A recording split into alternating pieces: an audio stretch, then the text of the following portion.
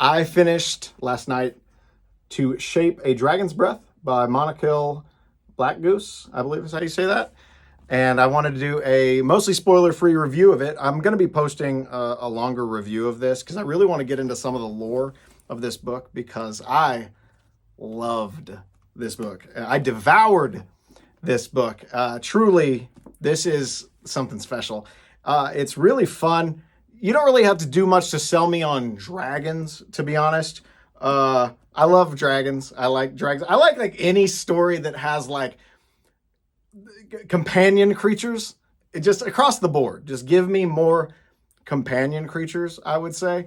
But especially if they're scaly and or have breath weapons. I feel like there's something that resonates.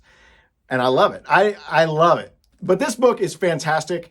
It's got really cool characters. It's got really cool representation. It has a lot of Native American everything from culture, characterization, really neat lore that you normally don't get with, typically with dragons, you get like Eastern dragons. And there's a lot of that in this book as well.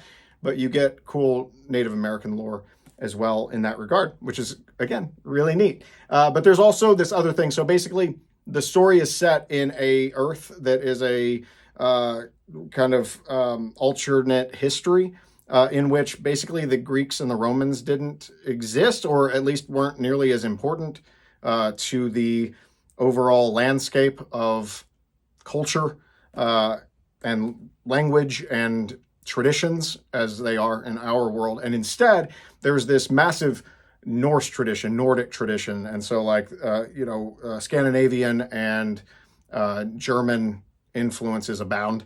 And it's really neat to see this. And so more than anything, it's almost like the Scandinavians and the Nordic peoples kind of took the place of to me, it felt like this, and your mileage may vary.